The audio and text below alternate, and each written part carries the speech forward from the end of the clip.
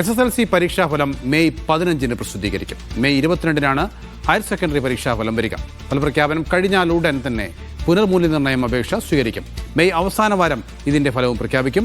June 10 +1 പരീക്ഷാഫലം പ്രഖ്യാപിക്കും. May 15 SSLC പരീക്ഷാഫലം. SSLC പരീക്ഷാഫലം കഴിഞ്ഞാൽ ഉടൻ തന്നെ പുനർമൂല്യനിർണ്ണയത്തിനുള്ള അപേക്ഷകൾ സ്വീകരിക്കും. മെയ് അവസാനത്തോടുകൂടി അതിൻ്റെ ഫലവും പ്രസിദ്ധീകരിക്കും. ഫലപ്രഖ്യാപനം കഴിഞ്ഞാൽ ഉടൻ തന്നെ SSLC സർട്ടിഫിക്കറ്റുകളുടെ വിതരണവും ആരംഭിക്കുന്നതാണ്. Higher secondary vocational higher secondary പരീക്ഷാഫല പ്രഖ്യാപനം മെയ് 22. വിജിൻ വായാന്തോടാണ് വിവരങ്ങൾ നൽകാൻ. വിജിന് ഈ SSLC പരീക്ഷാഫലത്തിന്റെ തീയതിയെ സംബന്ധിച്ചുള്ള ചെറിയ ആശയക്കുഴപ്പം നേരത്തെ ഉണ്ടായിരുന്നു. അല്പം വൈകുമെന്നൊക്കെ പറഞ്ഞിരുന്നു. ഇപ്പോൾ തീരുമാനമായിരിക്കുന്നു അല്ലേ?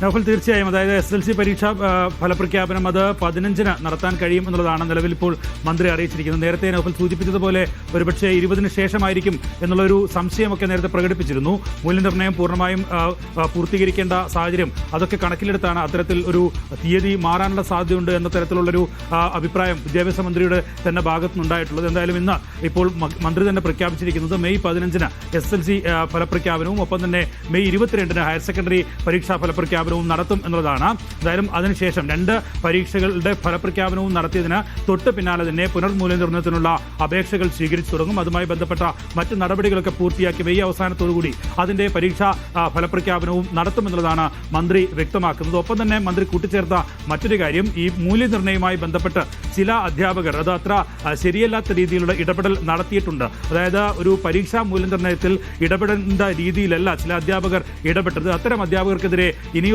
കാലത്ത് അതൊരു കർശനമായ നിലപാട് സ്വീകരിക്കേണ്ടി വരുമെന്നുള്ളതാണ്. നിലവിൽ ഇപ്പോൾ മൂല്യനിർണ്ണയ ക്യാമ്പുകൾ നടന്നുകൊണ്ടിരിക്കുകയാണ്. അവർക്ക് ഉള്ള ഒരു മുന്നറിയിപ്പ് കൂടിയാണ് വിദ്യാഭ്യാസ മന്ത്രി നൽകുന്നത്. ചില തരത്തിൽ ഈ കൃത്യമായി പരീക്ഷാ ഫലപ്രഖ്യാപനം നടത്തുന്നത് വീഴ്ച വരുത്താൻ അതിനെ തകിടം മറിക്കാനുള്ള നീക്കം അത് ചില അധ്യാപകരുടെ ഭാഗത്തുണ്ടാകുന്നു. അത് കരുതലോടെയാണ് വിദ്യാഭ്യാസ വകുപ്പ് അതിനെ മുന്നിൽ കണ്ട് മുന്നോട്ട് പോയത് എന്നുള്ളതാണ് വിദ്യാഭ്യാസ മന്ത്രി വ്യക്തമാക്കിയത്. എന്തായാലും ഇത്തരം നടപടികൾ തുടർന്നാൽ അവർക്കെതിരെ നടപടി ഉൾപ്പെടെ സ്വീകരിക്കേണ്ട സാഹചര്യമുണ്ട് എന്ന് മന്ത്രി വ്യക്തമാക്കുകയാണ്. എന്തായാലും ഇത്തവണത്തെ SSLC പരീക്ഷാ ഫലപ്രഖ്യാപനം അത് മെയ് 15 ഒപ്പം തന്നെ ഹയർ സെക്കൻഡറി പരീക്ഷാ ഫലപ്രഖ്യാപനം മെയ് 22 നടക്കും. +1 പരീക്ഷാ ഫലപ്രഖ്യാപനം ജൂൺ 10 നടത്തുക.